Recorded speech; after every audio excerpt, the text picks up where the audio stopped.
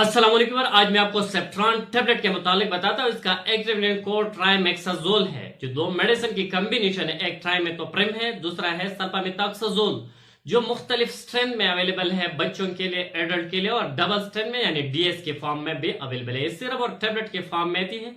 ये बहुत पुरानी मेडिसिन है और एक एंटीबायोटिक मेडिसिन है जो बहुत सस्ते मिलते हैं। इससे और कोई सस्ते एंटीबायोटिक मार्केट में अवेलेबल नहीं है, और बहुत से पुरानी मेडिसिन है जो पुराने जमाने में इसका इस्तेमाल बहुत ज्यादा किया जा सकता है। आज मैं आपको इस सेफ्ट्रॉन टेबलेट पर कंप्लीट रिव्यू दूंगा, लेकिन इससे पहले अगर आप हमारे चैनल पर नए हैं तो सबसे पहले इस चैनल को सब्सक्राइब करें।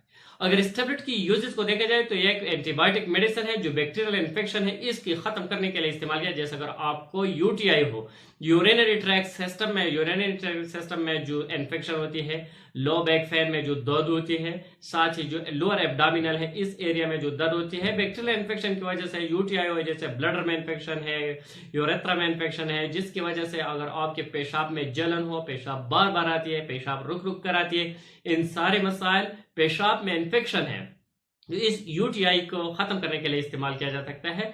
साथ ही ये मेडिसिन रेस्पिरेटरी ट्रैक इन्फेक्शन, जिससे हमें अगर फेफड़ों में कोई इन्फेक्शन है, नमूनिया है, ब्रोंकाइटिस है, तो इन मसाले के हल के लिए भी इस मेडिसिन का इस्तेमाल किया जाता है। टॉन्सिलाइटिस के ट्रीटमेंट के लिए इस्तेमाल किया जाता है। ओटाइटिस मीडिया, अगर आपकी कान में कोई इन्फेक्शन है, बैक्टीरिया की वजह से कान में इन्फेक्शन है, इसकी वजह से कान में दर्द है, कान में जख्म बने हुए, कान से पस आ रही है, तो इन हालात को खत्म करने के लिए भी दिया जाता है। स्किन में जो इन्फेक्शन होती है, स्किन पर एक्नी है, इस एक्नी और दाने और पिंपल में पस जमे हुए हैं, तो इन हालात को, जख्म को ठीक करने के लिए, कोई एक्सीडेंट की वजह से अगर आपकी जिस्म में कोई चोट और जख्म बने हुए हैं, इस जख्म को खत्म करने के लिए बेहतरीन और अच्छा मेडिसिन है। जो गम्स और डेंटल में जो इन्फेक्शन है, जो दांत है, इस दांत में जो इन्फेक्शन बने हुए हैं, इन गम्स को, इन्फेक्शन को खत्म करने के लिए बेहतरीन और अच्छा मेडिसिन है। आंतों में कोई अल्सर और जख्म बने हुए हैं, फैट में कोई जख्म बने हुए हैं, इन जख्म को खत्म करने के लिए,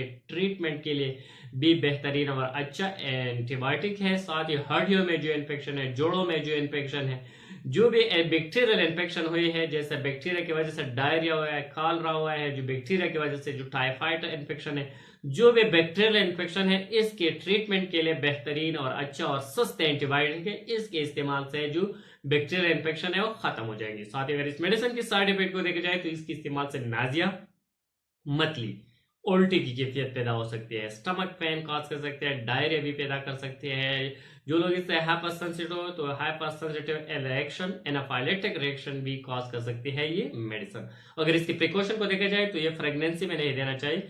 जिन लोगों में फॉलिक एसिड की डिफिशियंसी है, इनको भी इस मेडिसिन का इस्तेमाल नहीं करना चाहिए, और जो लोग इससे हाइपर सेंसिटिव, इसको भी इस्तेमाल नहीं करना चाहिए। 6 माह से कम उम्र वाले बच्चे हैं जो, इसको भी इस्तेमाल नहीं करना चाहिए।